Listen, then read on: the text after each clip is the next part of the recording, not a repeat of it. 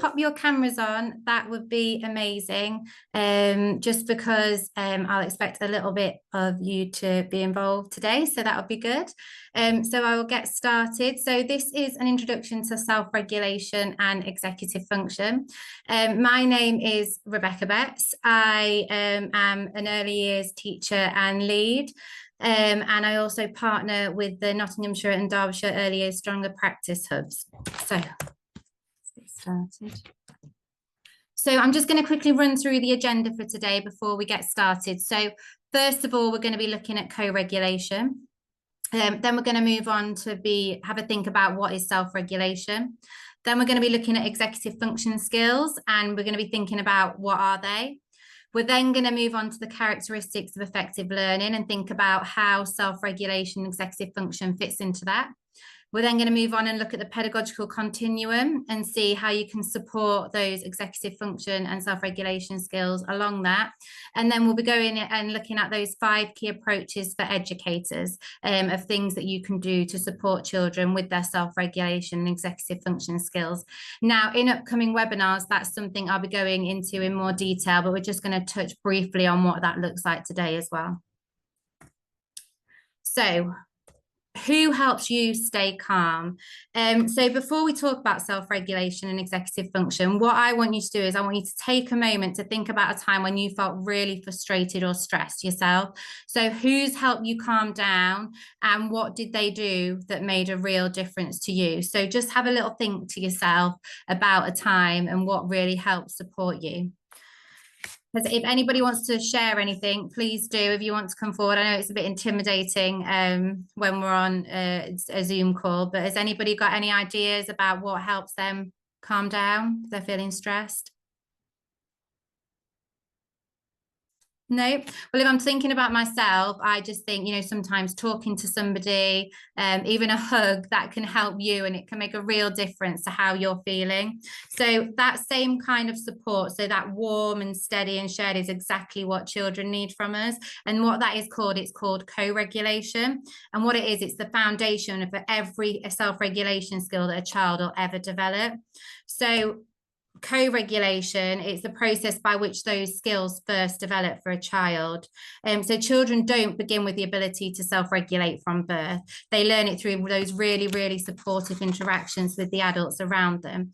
And what you'll find is self-regulation then grows out of co-regulation. So what co-regulation means is that it means that a child and adult work together to manage emotions, attention, and behaviour. So what it is it's the supportive process through which children learn how to calm down and focus and make those thoughtful choices. And what it is then those turn into skills that then become their own self-regulation and executive function abilities. So what I like to think of it is as they're borrowing an adult's calm. So for example, when I've got children within my setting to co-regulate, I'll sometimes say, you know, hold my hands, let's regulate together, hold my hands and take some of my calm from me. And sometimes you can see that there's just this interaction allows the children to calm down and regulate. So what it is it's that supportive process through which young children learn how to calm down, focus, and make those thoughtful choices. So for example, when children are tired, upset, excited, or frustrated, they don't yet have the brain maturity or life experiences to manage those feelings on their own. So through obviously that warm, consistent, and responsive interactions, adults help children firstly recognize their emotions, feel safe and understood, learn what to do next and manage these emotions. So it might be something of, you know, breathe, let's take a break, or, you know, you can ask me for help. And over time, what that does is the children begins to internalize those strategies. And what that does then is that turns that co-regulation into self-regulation. So just like us, children need others to help them find their calm, focus, and control. So before they can self-regulate, we need to remember again that they co-regulate. So borrowing our calm until they can create their own. So today, what we're going to do is we're going to explore how those early shared moments build that brain's executive function skills that help children plan, focus, and ultimately thrive.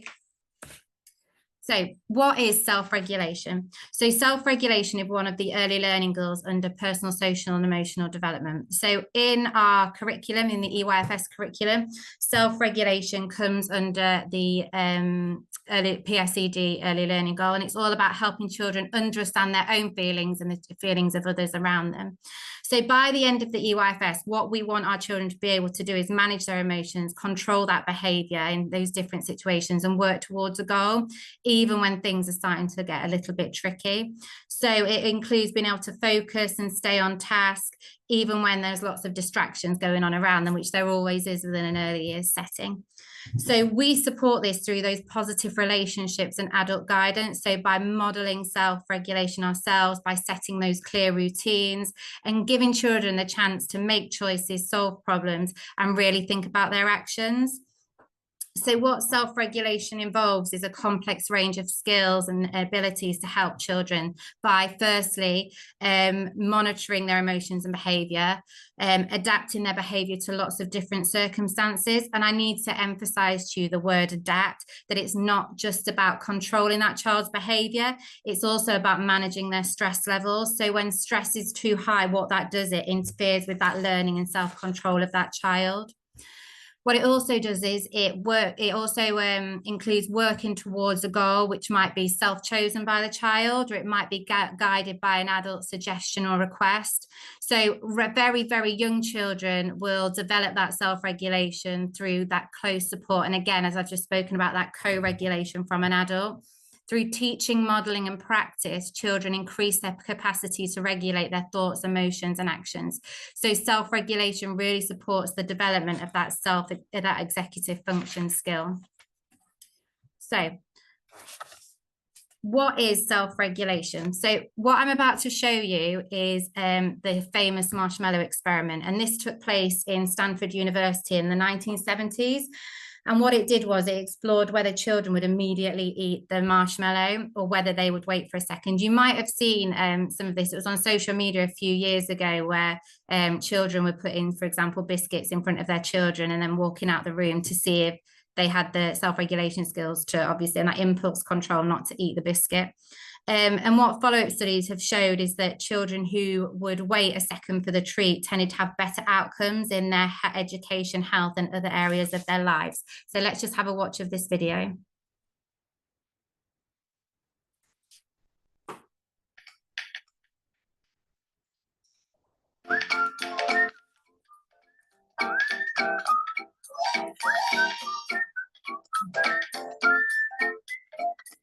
The marshmallow test is a really great way to show how children delay gratification. We tried it out with the 4 children we've been following since September 2010, Alfie, Millie, Makai, and Pratmesh. Here's how it works. We had each child on their own sit at the table at a desk with a plate and 1 marshmallow. They could either choose to eat the marshmallow, the 1 marshmallow right then and there, or they could wait until I came back into the room and have 2 marshmallows. I left them alone in the room for 15 minutes. Take a look.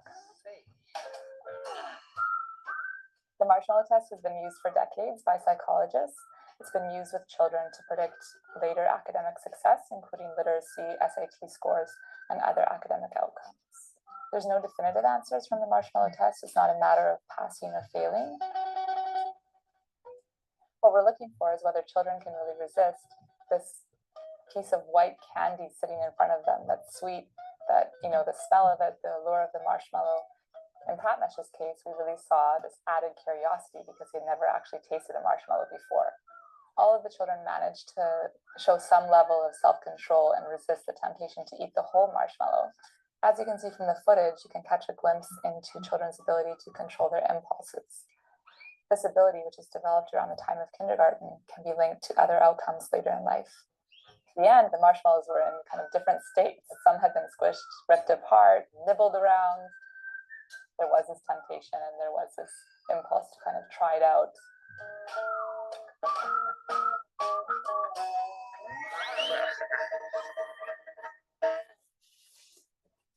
So, as you've just seen, it involves managing those thoughts, emotions, and behaviors to reach goals, not just resisting that temptation of eating the marshmallow.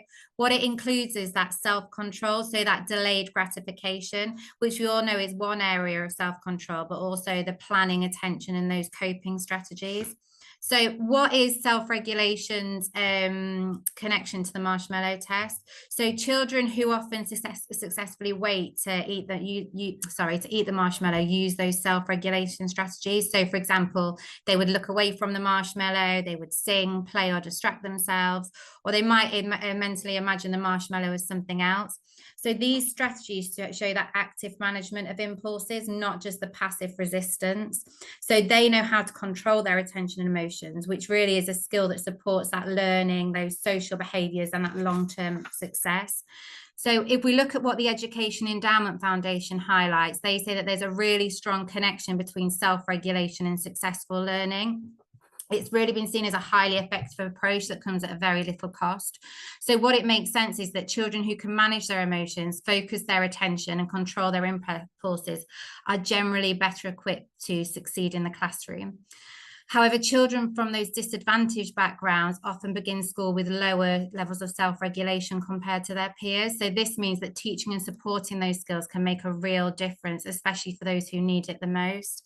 So what I need you to remember and take away from this is self-regulation makes self-control possible, not the other way around.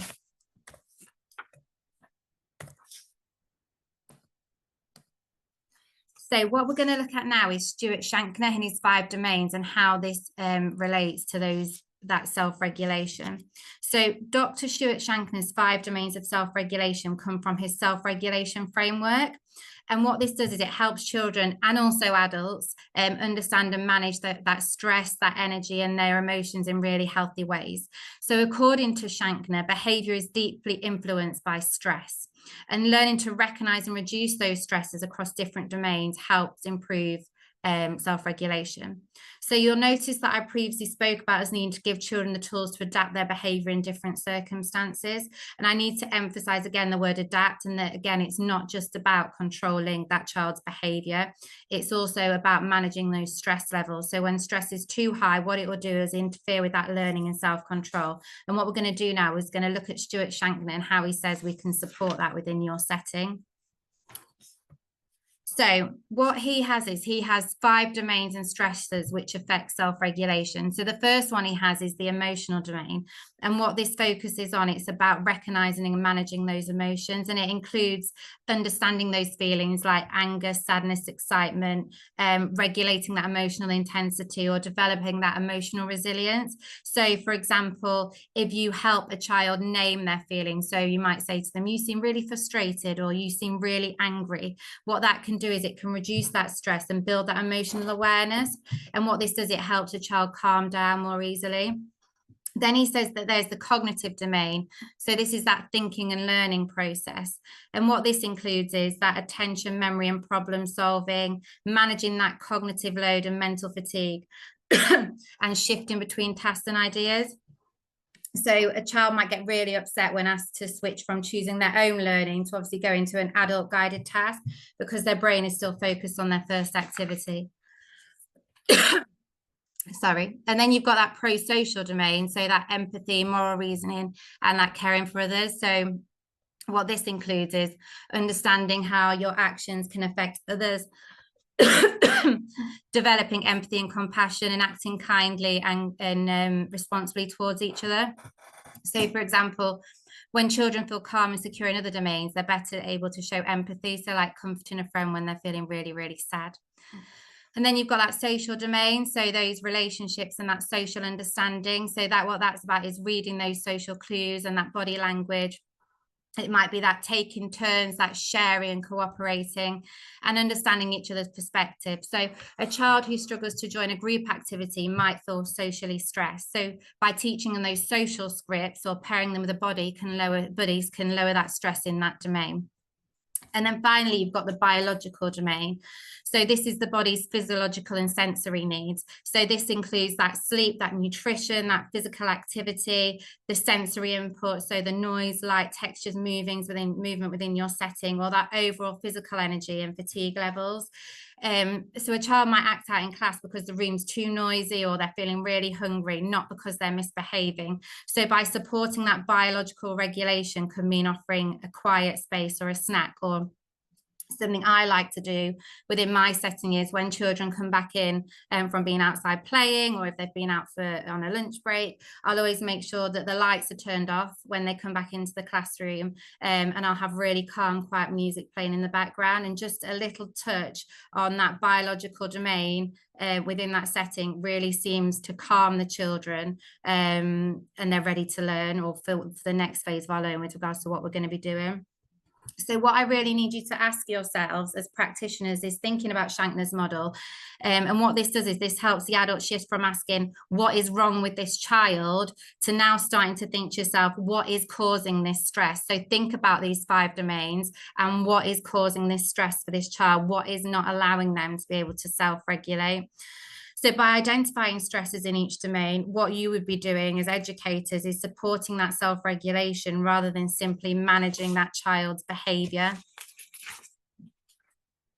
So what I want you to have a think about is when a child melts down at circle time, what might they be telling us about their stress in one of the 5 domains? And what could you, I want you also to think about, can you think of a time when a small change like lowering noise, dimming lights, or offering a quiet space completely changed a child's behavior?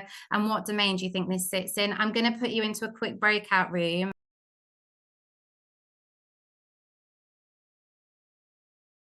So what I'll say about that is, so sometimes we assume that behavior is about willpower or discipline, but often all it's about is the stress of the child, and that's what we really need to think about. So a small shift, like we just said then, by them tidying up and putting the toys away in the environment, what this can do is it can make a huge difference, and that's all about supporting those different domains for the children, and that one is obviously that biological domain. So it'd be really good this week if you could try something like lowering noise or dimming lights or offering those quiet spaces, and just see what impact that does have on the children within your setting. Right. So executive function skills, what are they? So what I'm going to first do is I'm going to give you an example that will relate to us in everyday life. So when we think about doing laundry, it might feel like a single task to us. So what we do is we throw the clothes in the washing machine and that's it, it's done. But if we were to give this task to a child, it's more like a dozen steps. So what they would have to do is they'd have to gather the dirty clothes, they'd have to separate the colours from the whites, they'd have to carry the basket to the laundry room, add the detergent, choose the right setting, start the machine, wait, move clothes to the dryer, fold them, and then put them away. And that's obviously just the basics, isn't it? So what makes this all seem simple to us as an adult is our executive function skills. So that mental skills that help us to plan, organize, and carry out multiple steps, and without feeling really, really overwhelmed. But obviously, if we gave this to a child, they'd be thinking, what on earth is going on? So what executive function does, it refers to a set of mental skills we use to manage ourselves and our resources in order to achieve a goal. So what I like to think of it is the brain CEO. So where executive function directs those other parts of the brain, telling them when to act, stop, change course, thus coordinating attention, memory, and that behavior to get things done. So it's primarily managed by the prefrontal cortex, and that area of the brain is responsible for planning, prioritizing, and regulating our own behavior. And researchers often group executive function into 3 core skills, which I like to say work together like gears in a system. So if you think of 3 gears, and then together these support that independent self-regulation and learning. And what these 3 gears are is we first have the working memory. And what that bit does is that holds information in mind and uses it to guide action. So remembering a set of instructions when completing it. The second is that inhibitory control, so that impulse control. So resisting those distractions, those urges, or that automatic response. So for example, not blurting out an answer without being called upon and shouting out all the time. And then third, you have that cognitive flexibility. So shifting perspective, so adjusting to new rules or changing situations. So for example, being able to switch from one strategy to another when one doesn't work. So executive function doesn't happen in isolation. What it is it's influenced by how calm, motivated, and regulated a child feels. So what happens is when these three core skills work together, children can then begin to control their impulses. They can stay focused, and then they can adapt when things change. So what these are is they're the building blocks of that resilience and that learning. So executive function is crucial for that academic success. So if you'd be able to organize your work, remember directions, that's those social interactions. So being able to think before you speak. For your emotional well-being, so coping with stress and setbacks and that daily life, so managing time and keeping those commitments. So what it is it's how your brain helps you get things done. It is what lets you plan your day, stay focused, and manage your emotions. And what I like to think of it is, it's like having a good coach in your head. So it helps allow you to make those smart decisions and stay on track, even when things are getting a little bit tough. What I want you to do now is I want you to watch this video on executive function.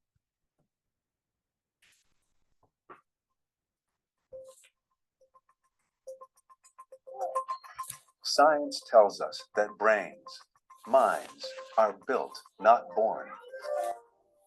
At the center of this dynamic architecture are a set of skills called executive function and self-regulation. Children's self-regulation and executive function are key ingredients in their lifetime performance. It's not just about learning language or learning numbers or learning colors. We have to be able to work effectively with others, with distractions, with multiple demands. These actually are skills that contribute to the productivity of the American workforce. Look at your shapes. What should you have done next? Educators, I think, are looking for just this sort of thing. And when we describe what we mean by executive function, they say, yes, that's it. That's exactly, the problem. These kids, they can tell me these rules, but they can't actually use them. What's this? A toolbox. A toolbox. What is executive function? Safety goggle. Probably the best way to think about it is sort of like an air traffic control system in the brain. Just like an air traffic control system has to manage lots of airplanes going on lots of runways and really exquisite timing and so on. A child has to manage a lot of information and avoid distraction. We really think of it as involving working memory and inhibitory control and mental flexibility. Take a situation where a child is having to take turns. So first of all, the child has to have inhibitory control. The child has to be able to stop whatever he or she is doing and let the other child take a turn. But when it's your turn again, you also have to remember what it is you're supposed to be doing. So that pulls on working memory. If the children who are taking the turns after you do something unpredictable, you have to be able to adjust what you're going to do next. And that requires mental flexibility. Children who are struggling with these capacities often look like children who just aren't paying attention, or children who are deliberately not controlling themselves. If you don't have self-regulation, you act out and the teacher puts you in timeout, and so then you miss part of the learning that's going on, and then you are more upset because you're behind, and so you act out, and so you get this downward spiral. How does executive function develop? 7 and +4. In little children, and even in the infant and toddler years, you begin to see the roots of executive functioning skills. What's going on in our brains is unbelievably intricate and complicated. The prefrontal cortex, or the front third of the brain, is important for executive function. But it's more than just prefrontal cortex. This region doesn't act alone. It's involved in controlling your behavior through its interactions with all other parts of the brain. the brain goes from a situation where you've got nearest neurons communicating very strongly with each other and ignoring the rest of the brain to these widespread networks that are connecting these different areas. Executive function changes over the life course. It improves radically over the first few years. I got a match prime. It continues to improve throughout adolescence. It's not until early adulthood that you have the adult type networks that are very strongly activated that connect different brain regions together. Let's take notes. Also, we believe that executive functions can be trained. It's just like going to the gym. So the more you practice in these areas, the stronger the capacity is likely to become because you're helping to strengthen those neural connections. Mama, you're at 24. Slowly but surely, you're going to be able to step back, and that child's going to go into the world with these skills where they can get along with other people, change rules, and they can be flexible, and they can accomplish new things, and they're unafraid. I got bit by my dog in my arm. Oh dear. If we don't learn these skills during the childhood and adolescent years when they're coming online, we are really ill-equipped as an adult to hold a job, to maintain a marriage, to raise children, to get along with each other, to basically be part of a civil society. You're okay.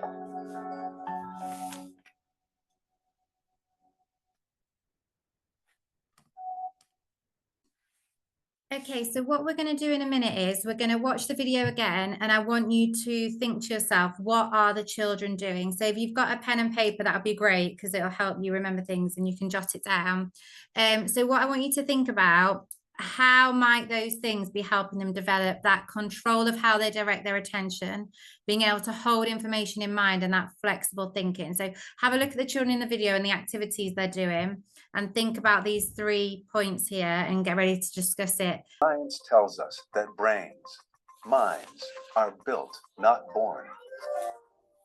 At the center of this dynamic architecture are a set of skills called executive function and self-regulation. Children's self-regulation and executive function are key ingredients in their lifetime performance. It's not just about learning language or learning numbers or learning colors. We have to be able to work effectively with others, with distractions, with multiple demands. These actually are skills that contribute to the productivity of the American workforce. Look at your shapes. What should you have done next? Educators, I think, are looking for just this sort of thing. And when we describe what we mean by executive function, they say, yes, that's it. That's exactly, the problem. These kids, they can tell me these rules, but they can't actually use them. What's this? A toolbox. A toolbox. What is executive function? Safety goggle, probably the best way to think about it is sort of like an air traffic control system in the brain. Just like an air traffic control system has to manage lots of airplanes going on lots of runways and really exquisite timing and so on. A child has to manage a lot of information and avoid distractions. We really think of it as involving working memory and inhibitory control and mental flexibility. Take a situation where a child is having to take turns. So first of all, the child has to have inhibitory control. The child has to be able to stop whatever he or she's doing and let the other child take a turn. But when it's your turn again, you also have to remember what it is you're supposed to be doing. So that pulls on working memory. If the children who are taking the turns after you do something unpredictable, you have to be able to adjust what you're going to do next. And that requires mental flexibility. Children who are struggling with these capacities often look like children who just aren't paying attention, or children who are deliberately not controlling themselves. If you don't have self-regulation, you act out and the teacher puts you in timeout, and so then you miss part of the learning that's going on, and then you are more upset because you're behind, and so you act out, and so you get this downward spiral. How does executive function develop? 7 and +4. In little children, and even, in the infant and toddler years, you begin to see the roots of executive functioning skills. What's going on in our brains is unbelievably intricate and complicated. The prefrontal cortex, or the front third of the brain, is important for executive function. But it's more than just prefrontal cortex. This region doesn't act alone. It's involved in controlling your behavior through its interactions with all other parts of the brain. The brain goes from a situation where you've got nearest neurons communicating very strongly with each other and ignoring the rest of the brain, to these widespread networks that are connecting these different areas. Executive function changes over the life course. It improves radically over the first few years. I got a match prime. It continues to improve throughout adolescence. It's not until early adulthood that you have the adult type networks that are very strongly activated that connect different brain regions together. Let's take notes. Also, we believe that executive functions can be trained. It's just like going to the gym. So the more you practice in these areas, the stronger the capacity is likely to become because you're helping to strengthen those neural connections. Mama, you're at 24. Slowly but surely, you're going to be able to step back, and that child's going to go into the world with these skills where they can get along with other people, change rules, and they can be flexible, and they can accomplish new things, and they're unafraid. I got bit by my dog in my arm.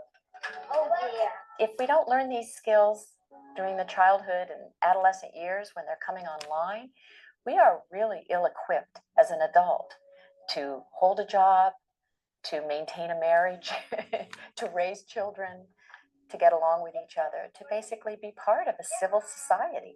You're okay.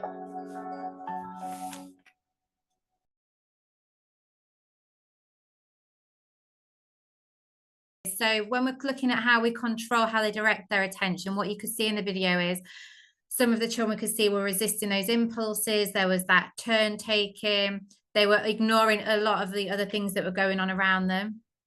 When they had that ability to hold that information in mind, there was that use of that working memory that we could see from some of the children.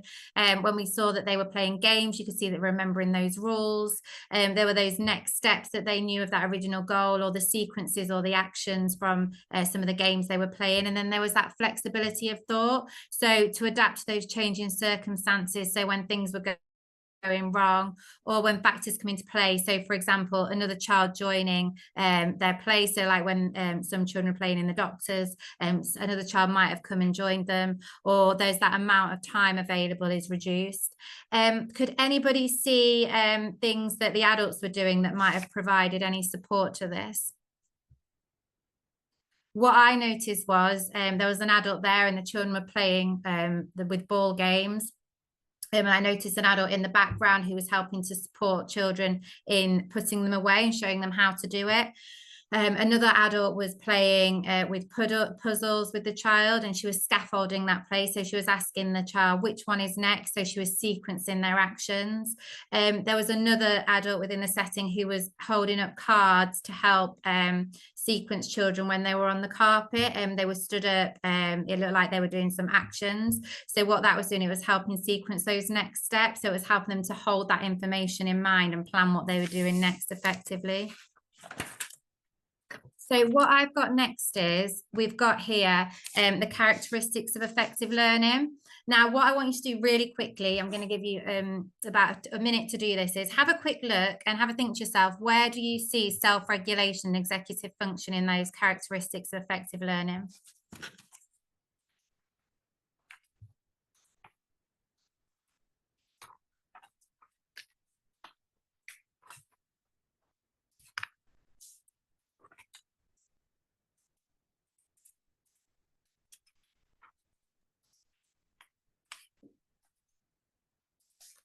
So can anybody share, where do they see it?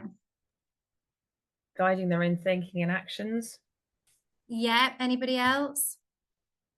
Thank you, Victoria.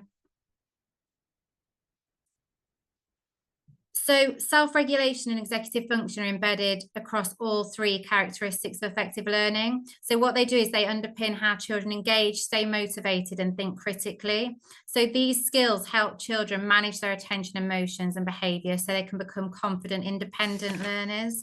So when we look at the first column of that, playing and exploring, what the children show self-regulation when they manage their impulses and stay focused during their play. So even when things don't go as planned.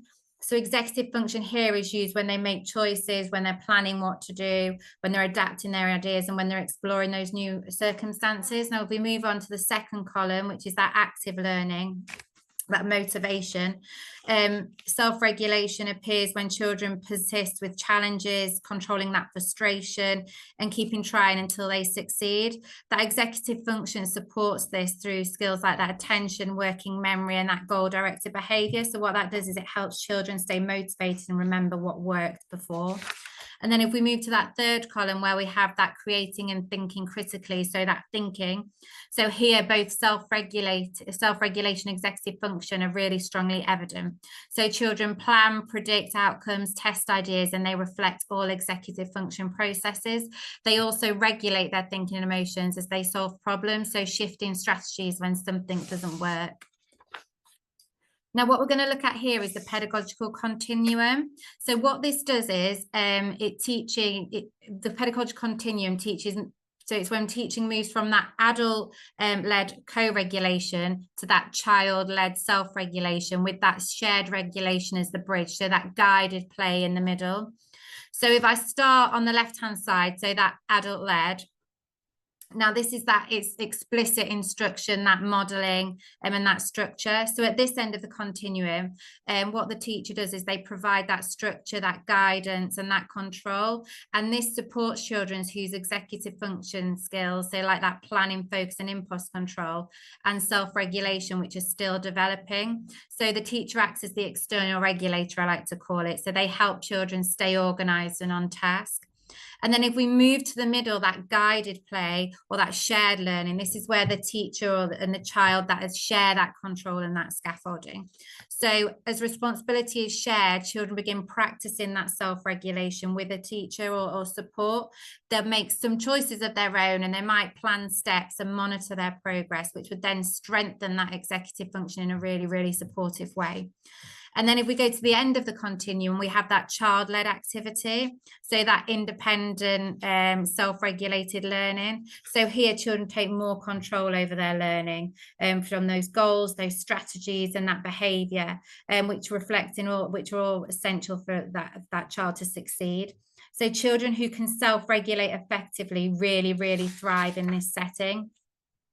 Now, what I need you to remember is that each point on this continuum reflects who has more control during the learning, so the teacher or the child. And what this does is it supports the development of that self-regulation and executive function over time. So movement along the pedagogical continuum mirrors the gradual internalization of executive control. So this developmental progression supports not only academic learning, but also that broader goal of fostering that lifelong learner's capability of that self-direction and that adaptability. So what I want you to think about here is, if we look at the continuum here, in what ways do you intentionally move along the pedagogical continuum during your own practice? So when are you shifting between those adult-led and that child-led approaches to best support each child's learning and that self-regulation? Has anybody got anything that they can offer here when you have a think about it?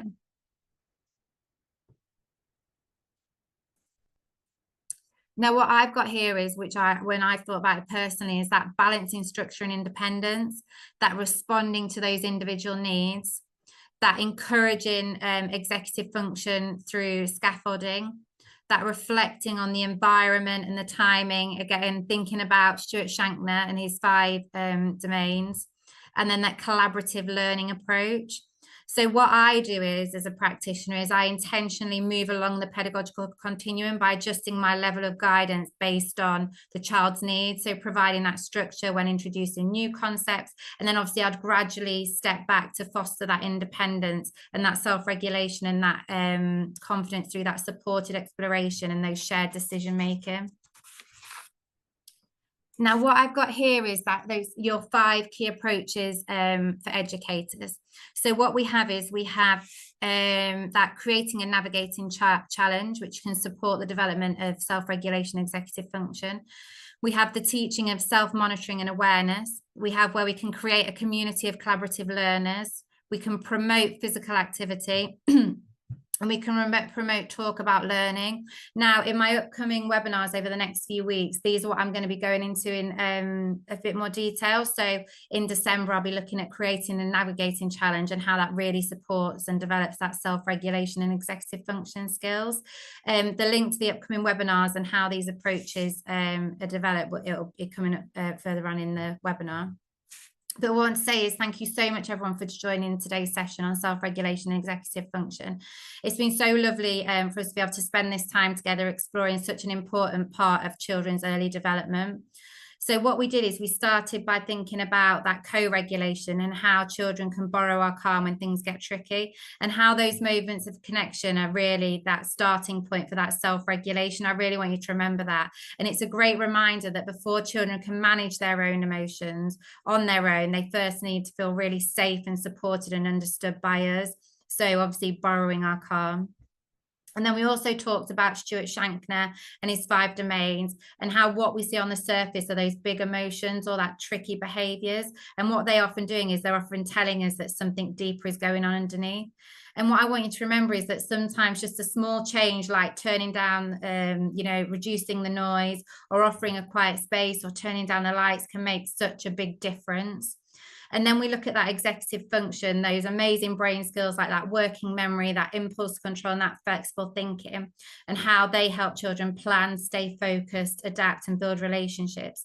And what we saw was how everyday activities and play give children so much chance to practice these skills with what is known as like our gentle guidance and encouragement.